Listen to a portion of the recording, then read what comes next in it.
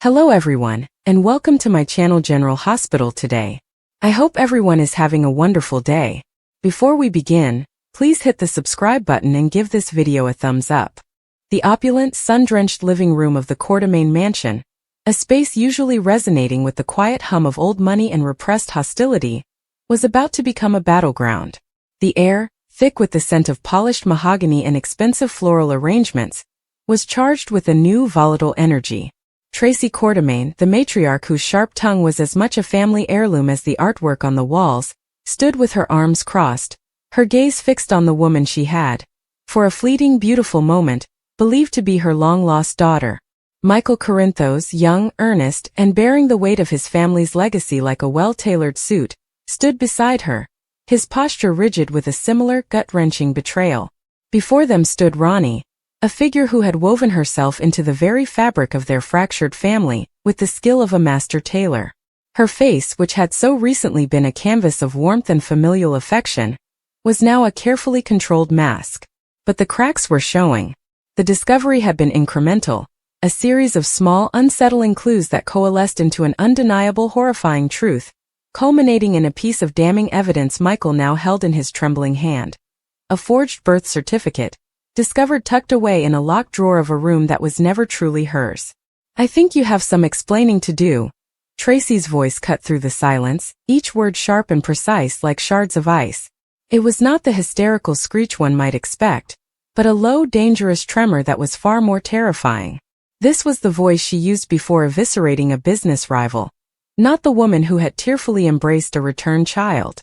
Ronnie's eyes, which had once sparkled with what seemed like genuine tears of reunion, darted between them.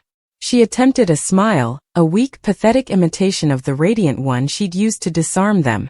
"Tracy." "Michael, I can explain. It's not what you think." "Don't," Michael interjected, his voice firm, though a slight quiver betrayed his youth and the depth of his hurt. He took a step forward, the document in his hand feeling like a lead weight. "Don't insult our intelligence any further. We know you're not who you said you were. You're not my cousin. You're not her daughter." The facade crumbled. The pleasant, accommodating posture Ronnie had maintained for weeks stiffened. The warmth in her eyes evaporated, replaced by a flinty, calculating coldness. The transformation was jarring.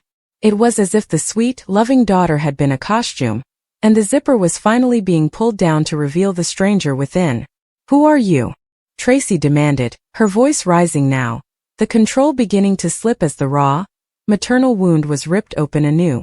"Who the hell are you, and what did you do with my money?" The mention of money was a classic Tracy Quartermaine touch, a deflection from the profounder, more painful emotional theft. But it was also a valid question. The Quartermaine fortune was a beacon for grifters and con artists, and they had built up defenses against such attacks. But this had been different. This had been an attack on the heart, a targeted strike against their most vulnerable spot, family. Ronnie let out a short, harsh laugh, a sound utterly foreign to the ears that had grown accustomed to her gentle tones. "Your money? Is that all you people ever think about? That vast, suffocating Quartermaine fortune? It's always the bottom line, isn't it, Tracy? Don't you dare turn this around," Michael shot back, moving to stand shoulder to shoulder with his aunt. The familial solidarity, forged in the fire of this shared betrayal, was a formidable sight. "You came into our home. You manipulated your way into our lives. You made my aunt believe, you made me believe, that we had found a piece of our family that was lost. You preyed on our grief. So I'll ask you again. Who are you?" The woman known as Ronnie seemed to weigh her options. The game was up, the performance was over. The need for the charade had evaporated, leaving only the stark reality of exposure. She straightened her spine, and a new persona seemed to click into place, one of defiance and cynical resignation. "My name is Veronica Miller," she stated, her voice flat and devoid of its previous melodic quality. "And no, I'm not your beloved long-lost relative. She's gone. Has been for years." The admission, so blunt and cold, landed like a physical blow. Tracy staggered back a step, her hand flying to her chest as if she'd been shot. The confirmation of her deepest fear, that her daughter was truly irrevocably lost, was more devastating than the lie itself. All the hope that had blossomed so fiercely and so recently withered and died in an instant, leaving a void darker than before. Gone. Tracy whispered the word a broken breath. What do you mean, gone? Michael pressed, his own heart hammering against his ribs. He moved to steady Tracy, his grip on her arm both protective and needy. I mean she died, Ronnie Veronica said without a hint of remorse. A long time ago. I knew her. We were in a difficult situation together. She talked about you, Tracy. She talked about this house, this life. She was full of such anger, such bitterness at being cast out. She died with that anger. I saw an opportunity. I figured if the real thing couldn't come home to claim her birthright, maybe someone who knew her story could. The sheer audacity of the confession left them speechless for a moment. This wasn't just a random con. It was a plan built on the grave of their actual relative. It was a violation that went beyond greed. It was a desecration. You're a monster, Tracy breathed, her eyes wide with a fresh wave of horror. You used a dead girl's life, my daughter's memory, as a tool for a con. I'm a survivor, Veronica corrected, her lips twisting into a sneer. And you people with your gilded cages and your endless drama, you made it easy. You were so desperate to believe, so hungry for a happy ending to soothe your guilty consciences, that you didn't want to see the truth. You handed me the script, and I just played the part. Michael felt a surge of white-hot anger. We offered you love. We offered you a family. And you were just acting. Love. Veronica laughed again, the sound brittle and sharp. What you call love is just another form of control in this house. Tracy's conditional affection, Michael's noble protector routine. It's all a performance. I just learned my lines better than you know yours. The psychological warfare was brutal. She was twisting their genuine emotions into something shallow and manipulative, holding up a distorted mirror that made their own actions seem as false as hers. It was the con artist's final defense, to make the victims question their own reality. Get out, Tracy said, her voice regaining its steel. The initial shock was receding, replaced by a towering incandescent rage. Get out of my house. Now. Veronica didn't move. She glanced around the lavish room, her gaze lingering on the expensive artifacts, the crystal decanters, the view of the manicured gardens. Just like that? After everything we've shared? The mother-daughter lunches, the family dinners. You're just going to throw me out on the street. The only thing we shared was a fiction that you created, Michael stated, his jaw clenched. And you're lucky that throwing you out on the street is all we're doing. You have 5 minutes. Go upstairs, pack your things, only the things you came with. Nothing that belongs to this family. The word family hung in the air, a bitter poison thing. A flicker of genuine fear finally crossed Veronica's face. The prospect of being cast out from this world of comfort, of returning to whatever life she had left, was clearly a terrifying one. The bravado faltered. You can't be serious, she pleaded, a last desperate attempt to salvage the persona of Ronnie. Tracy, please. I have nothing. What was I supposed to do? I was desperate. You have to understand. I understand perfectly, Tracy cut her off, her eyes like chips of granite. I understand that you are a liar and a fraud. I understand that you opened up old wounds and poured salt in them for your own profit. I understand that you made a fool out of me in my own home. There is nothing you can say that I will ever want to hear again. Now get out of my sight before I call the police and have you arrested for fraud, trespassing, and emotional distress. The threat of police involvement seemed to be the final nail in the coffin. Veronica's shoulders slumped in defeat. The fight drained out of her, leaving behind a hollow, weary woman who looked nothing like the vibrant Ronnie they had known. Without another word, she turned and walked slowly toward the grand staircase. Each step she took seemed to echo in the vast, silent room. Michael and Tracy stood frozen, watching her go, a united front of devastation and resolve. The climb up the stairs seemed to take an eternity, a slow, painful retreat of a defeated army. When she disappeared from view, the tension in the room did not break. It simply changed form. It solidified into a heavy, grieving silence. Tracy's rigid posture collapsed. She sank onto the plush velvet of the sofa, her face buried in her hands. The sobs that racked her body were silent, shuddering things, all the more powerful for their lack of sound. Michael stood guard for a moment longer, staring at the empty staircase as if expecting her to reappear, to reveal that this too was just another layer of the cruel joke. When it remained empty, he let out a long shaky breath and went to sit beside his aunt. He didn't try to hug her. Tracy Quartermain was not a woman who welcomed physical comfort in moments of vulnerability. Instead, he simply sat there, a solid, silent presence in the storm of her grief. "She's really gone," Tracy finally said, her voice muffled by her hands. "My baby is really gone. And that creature used her. Used me." "I know," Michael said softly, the words inadequate. "I'm so sorry, Tracy. I should have seen it. I should have known." Tracy lifted her head, her eyes red-rimmed but dry now, the tears replaced by a familiar fierce bitterness. Don't you dare blame yourself. She played us both. She was good. Professional." She spat the word out like a curse. "We wanted to believe it so badly that we ignored every instinct, every red flag." They sat in silence again, listening to the faint sounds of movement from upstairs, drawers opening and closing, a suitcase zipper. Each sound was a punctuation mark on the end of the fantasy. "What do we do now?" Michael asked, his mind already shifting from the emotional fallout to the practical consequences. "The police? The press? The rest of the family?" Tracy waved a dismissive hand, though the gesture lacked its usual force. "The police perhaps. But airing this dirty laundry in public? Letting all of Port Charles know that Tracy Quartermain was duped by a two-bit con artist? I think not.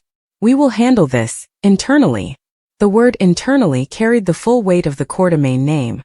A promise of quiet, powerful retribution that would never see the light of day. "And the family?" Michael pressed. "Ned, Olivia, Brooklyn, they had all to varying degrees accepted Ronnie. They would need to be told the ugly truth." "We'll tell them she was a fraud," Tracy said, her voice gaining strength as she focused on the logistics of damage control. "We'll give them the bare facts. They don't need to know the details of my humiliation." She looked at Michael, her gaze sharpening. "This stays between us, Michael. The full story. Do you understand? We were clever enough to uncover her scheme before any significant financial or legal damage was done. That is the narrative." Michael nodded slowly. He understood the need for spin, for protecting the family's reputation and, more importantly, Tracy's pride. But he also felt a deep, personal sense of violation that wouldn't be so easily contained by a narrative. After what felt like an eternity, but was likely only 10 minutes, Veronica Miller descended the stairs.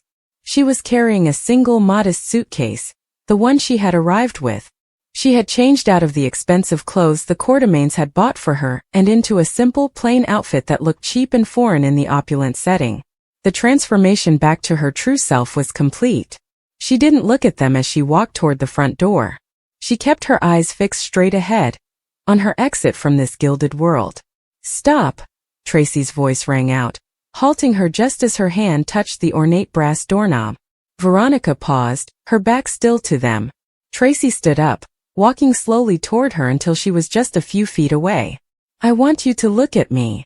Reluctantly, Veronica turned. Her face was a blank slate, all emotion carefully locked away. "I want you to remember this moment," Tracy said, her voice low and deadly serious. "I want you to remember the look on my face. Because if you ever set foot in Port Charles again, if you ever so much as whisper my daughter's name, if you attempt to contact anyone in my family ever again, you will discover what the Quartermain name truly means. It doesn't just mean money. It means power. And I will use every last ounce of that power to destroy you. Do I make myself perfectly clear?" There was no bluster in the threat. It was a simple, cold statement of fact. Tracy Quartermain, wounded and enraged, was perhaps at her most dangerous. A flicker of understanding, of genuine fear, passed behind Veronica's eyes. She gave a single tight nod. "Now get out," Tracy whispered. Veronica Miller turned the knob, pulled open the heavy oak door, and stepped through it. The afternoon sunlight streamed into the foyer for a brief moment, illuminating the dust motes dancing in the air. Then the door swung shut with a soft final click. She was gone. The sound of the closing door seemed to echo in the vast emptiness of the house. Tracy stood staring at it for a long time, her body rigid. Michael came to stand beside her, placing a tentative hand on her shoulder. This time she didn't shrug it off. The immediate battle was over. The intruder had been expelled. But the war for their peace of mind was just beginning. The house, for all its grandeur, felt suddenly colder, emptier. The ghost of a daughter had been laid to rest, but in her place, the phantom of a meticulously constructed lie had taken root, a poison that would linger in the halls of the Quartermain mansion for a long time to come. The trust had been shattered, and the process of picking up the pieces, of learning to trust their own judgments again, would be a longer and more difficult journey than either of them could yet imagine. The silence after the storm was, in its own way, louder than the confrontation itself, filled with the unspoken questions and the profound, aching loss of what they had so desperately wanted to be true. The silence that followed Ronnie's departure felt heavier than the heated argument that had filled the room just moments earlier. The Quartermain mansion, usually alive with the sounds of chatter, footsteps and constant bickering, was now eerily still. Tracy lowered herself into a chair, her arms crossed tightly over her chest, trying to mask the mix of triumph and unease that pulsed through her. For Tracy, exposing Ronnie had been necessary, a matter of principle and survival. She had always been fiercely protective of her family's home, their fortune and their legacy, even if it meant being ruthless. Yet even as she sat there savoring her small victory, a nagging thought tugged at her. Why had Ronnie gone to such lengths? What did she want from them that was worth building an entire life on a lie? Michael stood near the fireplace, his expression still clouded by disbelief. He wasn't like Tracy. He didn't revel in confrontation or find satisfaction in humiliating an enemy. Instead, he felt a pit in his stomach that wouldn't go away. He thought back to all the moments he had let Ronnie in, the times he had listened to her talk about pain and struggle, stories that now seemed hollow and fabricated. A part of him hated himself for believing her so easily, for ignoring the warnings that had been there from the start. He turned toward Tracy, his voice quiet but firm, asking her if she truly believed Ronnie was gone for good. Tracy's laugh, short and humorless, was her only answer. She knew better than to think someone like Ronnie would just vanish. Outside, the night air was cool and sharp, but for Ronnie it carried a bitterness that went deeper than the chill. She had walked out of the Quartermain mansion with her head held high, refusing to let them see her broken, but the sting of rejection gnawed at her. They had seen through her, stripped her of the image she had worked so hard to build. Still, as she stood under the streetlights, gripping the bag that held her few belongings, Ronnie's mind was already racing. If Tracy and Michael thought this was the end of her story, they were sorely mistaken. She had come too far, invested too much, to walk away empty-handed. And if she couldn't secure her place in their home through charm and deception, then she would find another way, one that might leave them wishing they had never crossed her.